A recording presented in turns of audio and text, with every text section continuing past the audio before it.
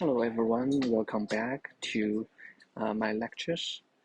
So in the last lecture, I have derived a closed form solution for linear regression, and I went through a very long theoretical calculation that is mainly focused on the matrix and vector calculations.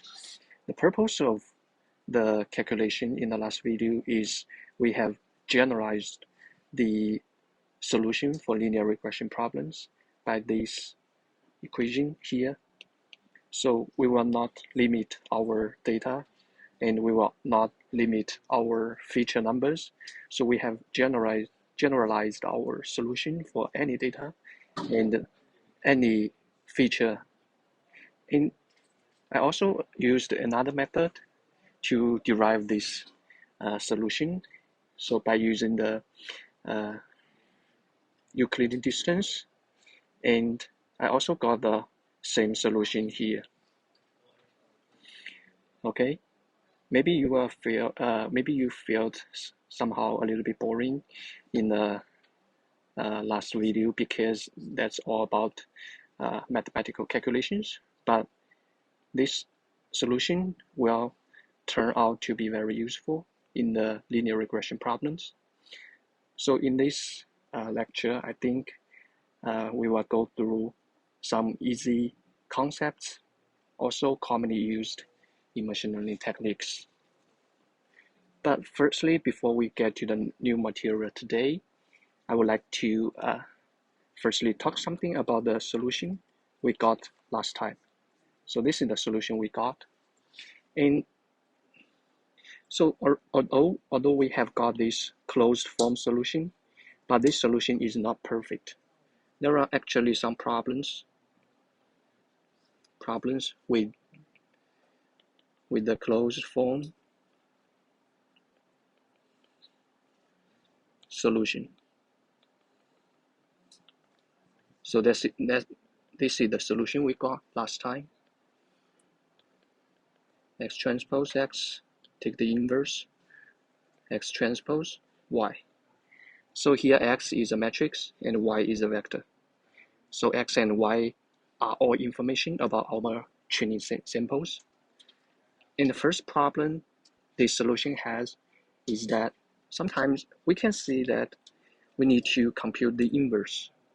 So if we need to compute the inverse, the condition is that this matrix should be invertible. Okay, you may ask, what if it's not invertible? Yeah, that could be the case. So the first problem could be computing. Okay, could be X transpose X may not be invertible. And the second problem is also connected with this inverse. You know, if you have so many data and you have many samples, so this matrix X would be very large. This would be a very huge matrix. So if you want to ask our computer to compute the inverse of this very huge matrix here, it would be computational expensive. So the second problem is that computing inverse is expensive. So we want to solve these two problems. So the solution to solve this second problem is that we sometimes do not need to compute the inverse. We will use some other method, like use gradient descent. I will cover this gradient descent in the following lectures, and this is a very important concept in machine learning techniques. And what about the first problem? How can we solve the first problem? We will use some other techniques such as ridge regression or lasso regression techniques. So we will make the matrix inside of this bracket to be invertible. Okay, that's something I didn't cover in the last video here.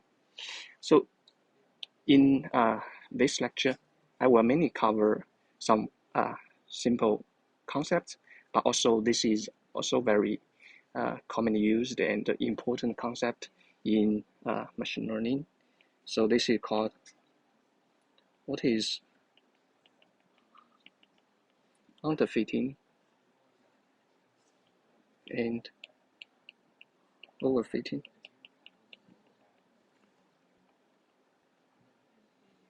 Okay, so I will also start with a simple example here. Let's draw a diagram like this. So let's also start with the example we are using for the whole time. Suppose we want to predict the price of the house by the area of this house. So the x-axis is the feature, so is the variable. And the y-axis would be our price of the house. Very simple. We just have one feature here. So suppose we will use this model to predict the price of the house. Y hat is our prediction, and the model would be omega 0 plus omega 1 x1 plus omega 2 omega 2. So I think I will just use x here because we only have one feature. So x raised to the power of 2 plus omega m x raised to the power of m here. So you can see that I am using some polynomials to predict the price of the house.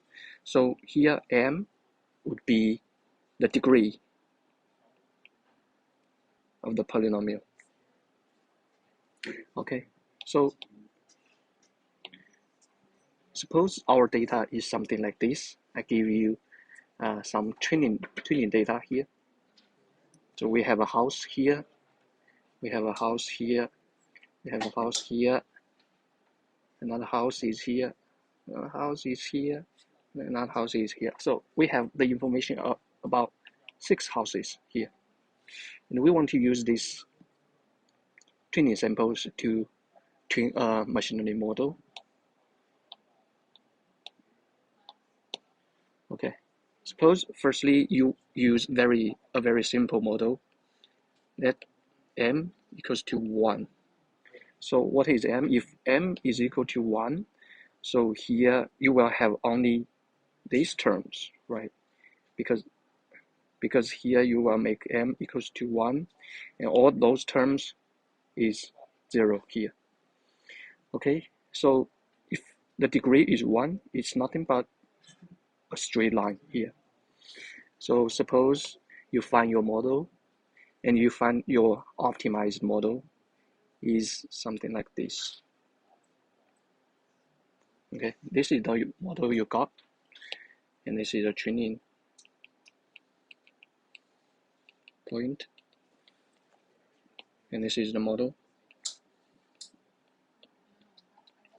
So this model is found by minimize this residual sum of squares, these arrows. Okay, so this is on the training sample, and we said we also have testing data and testing sample. So we need to also evaluate the performance of this model on the testing sample. Okay, I will also give you some testing sample like this. This is given to you. Also, area of this house and price. This is y. Okay, suppose our testing sample is like this.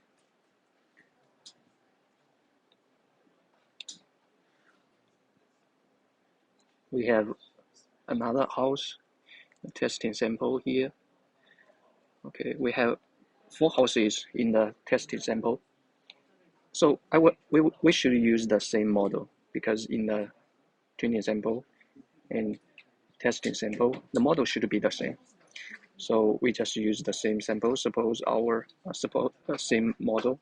Suppose our model is here. Okay. So you need to see how this model behave on your tested data. This is testing data. Okay, then you can calculate this distance, take the square and sum them up. So this is the error on your testing data. So we can see that because this model is very simple, we just use the 1 degree polynomial. So this is just a straight line. And we can see that this error you got will be huge, right? And also the model is also not perfectly behave on the testing data, because these errors, when you take the square and sum them up, they will also be very huge. So this is the case of underfitting here. So underfitting means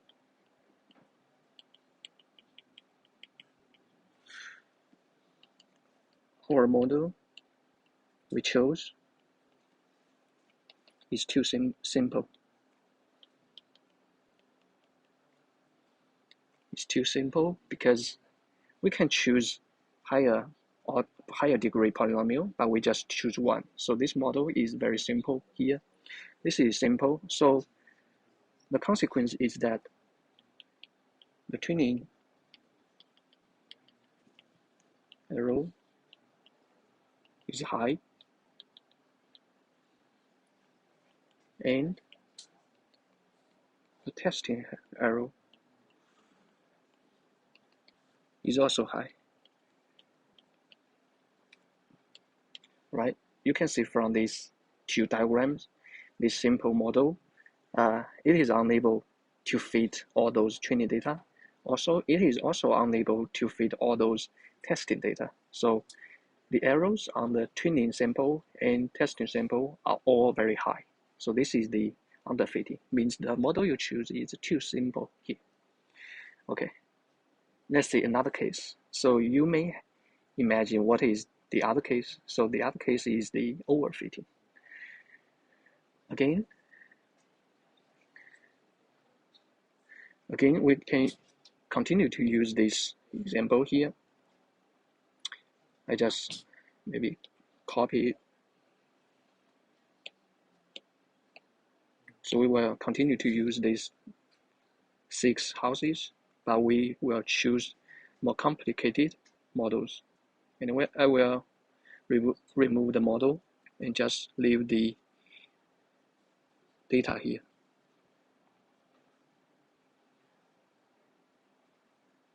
So now let's suppose we choose more complicated model. So this one we choose 1 degree polynomial. So let's suppose we choose 8 degree polynomial here.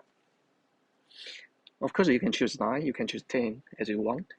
So suppose when you choose 8, the model you found is something like this.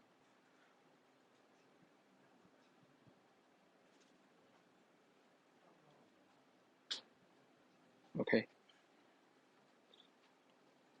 So you can see when this model is giving those training samples, this model can cross all of our 6 training points here, which means this model is able to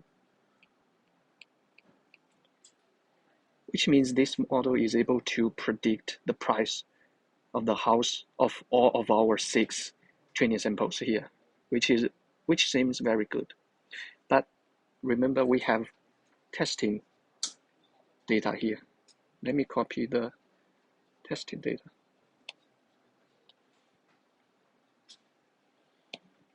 Okay, and I will just just leave the sample and remove the model.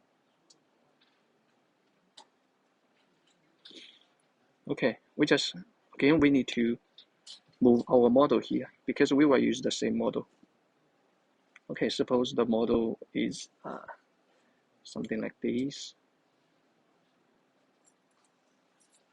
Yeah, maybe I didn't draw it as the same, but yeah, suppose these two models are the same. Okay, so you can see this model you choose, the arrow on the training sample is close to 0 because it can predict the price of every house in a training sample here. But when we move this model to predict the price of the house in a testing sample, you can calculate the area by this distance, this distance, this distance, and this distance, and you sum them up. You can see that this model will give you a very large testing error here. So this is when our overfitting occurs. So we can draw the conclusion here. Overfitting means the model is too complicated, is too complex. So the consequences is that the tuning error is very low, right? We can see the tuning error, there's nearly no error here, but the testing error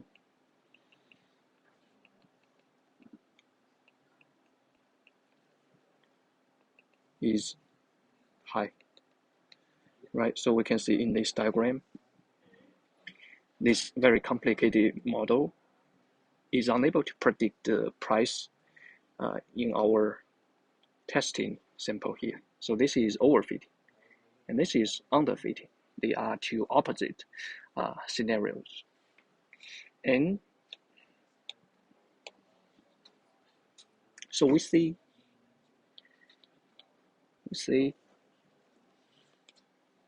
underfitting has high bias and low variance. Okay, bias, so we have two terms here. One is bias, one is variance. If you don't understand here, no worries, I will clearly explain it later. And let me just write it like this. And overfitting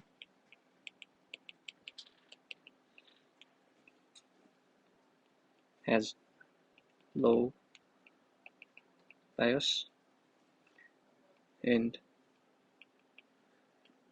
high variance here. Okay, these are two conclusions here. So now let me explain what is bias and what is variance. So bias means the difference between our prediction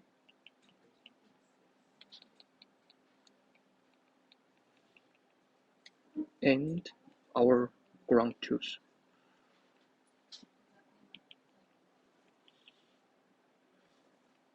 So specifically on training dataset, maybe we specifically refer bias on the training dataset. Okay, let's see the underfitting and overfitting, what's their biases look like. So on the training dataset, if we have underfitting here, we can see the difference between our prediction and the training data are very large, right? So we see the bias here is large. And on this complicated model, our prediction is this line. And our ground truth is these dots here. So you can see the difference between our model and the ground truth is very small. So this overfitting case has low bias. So that explains the first sentence here. So underfitting has high bias and overfitting has low bias. Because overfitting, the model fits the data very well. The difference or the error between the prediction and the ground truth is close to zero. So it's very easy to understand bias. And so if bias is high, it means that the model is too simple to predict the data, and vice versa. Right, so this is the case of underfitting here. So this model is too simple, and it is unable to predict the training sample here. Okay, this is what bias is. Let's talk about variance here. So this is bias, and what is variance? So maybe variance may be a little bit harder to understand, but it's not also hard to understand here. So let me give you the definition here. Variance is the difference in fitting between tuning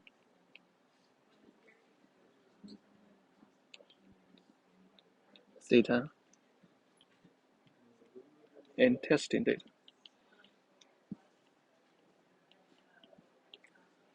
So the variance is the difference in fitting different data sets, specifically in fitting between the training data set and testing data set.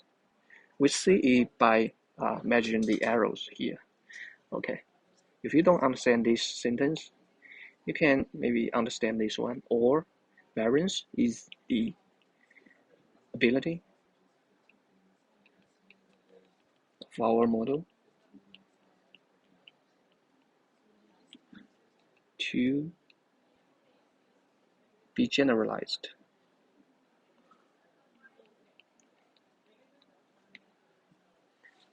Okay, what does this mean? So we can firstly see the case of underfitting here. So now we can see that if you use this very simple model here, this model on this model will give us a very high training error. If you calculate the distance of these points and you sum them up, maybe you get the error is, let's say, 60 here. And when you test the error on the testing data set, you can also see that these errors, this distance are also very large. Maybe you get the area is 50.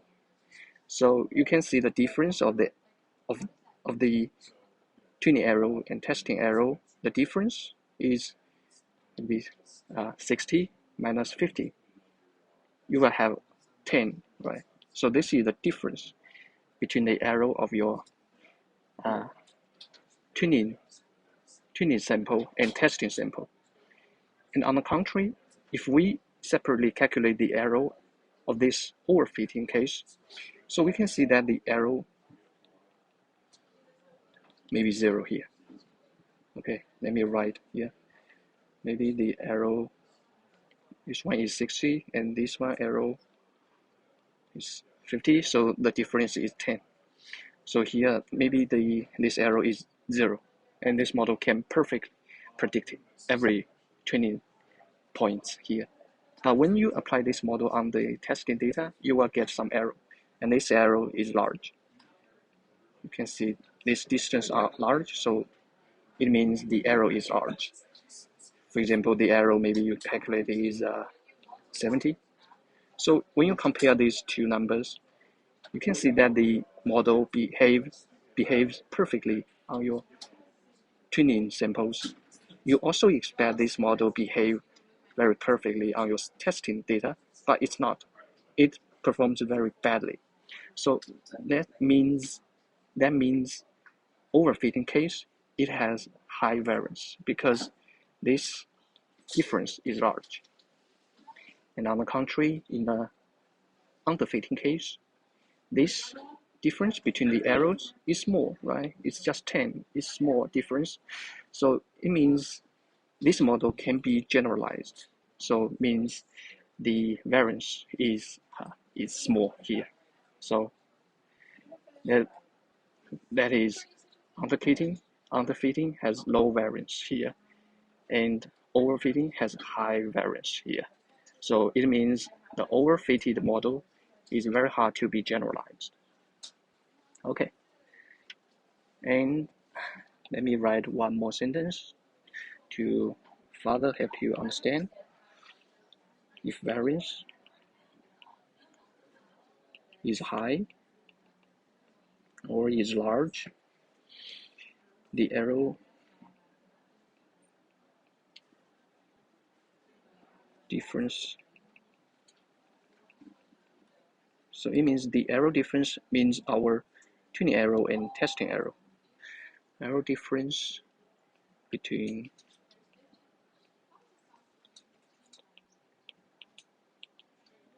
tuning and testing dataset is high, right? So if variance is high, means the difference is high, and the model cannot be generalized. Okay, so I hope here you are all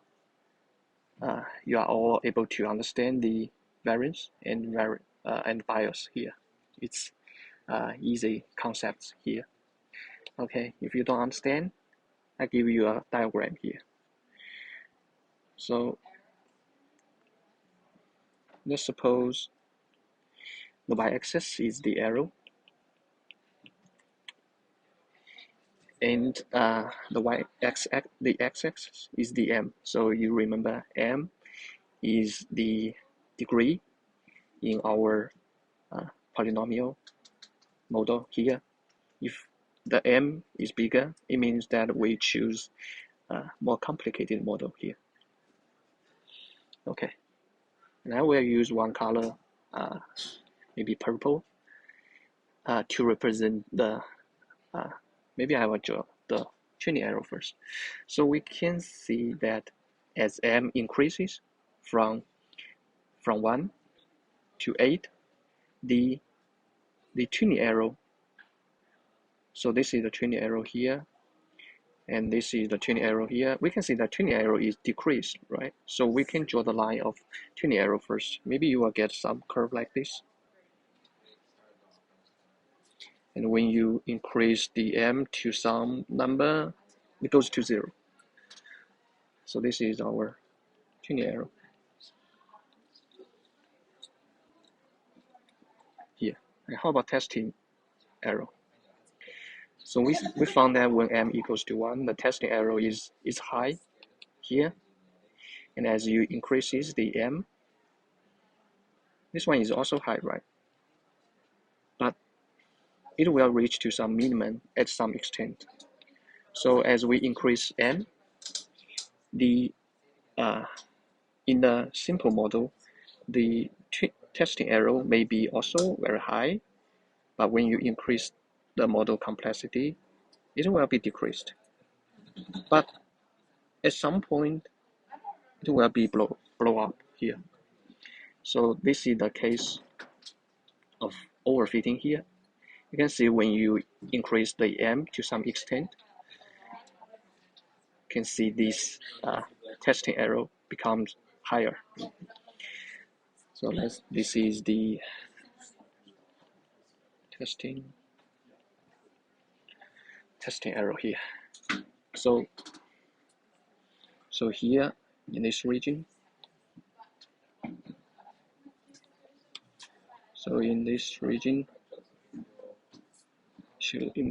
this is when overfitting occurs, and here this region is underfitting. Means your model is too simple here. Your testing error and your training error are all very high here. And you may ask, what is the best of M? So we will choose the M based on our testing error as well as the training error are all very low. So you can see that we may choose the M in this region. Maybe here M, maybe it's 7. So we will choose M equals 7, because at this moment, this is good. Because in this region, the testing error is high. The testing error is low, and the training error is also very low. It means that our model behaves good on both training dataset and testing dataset.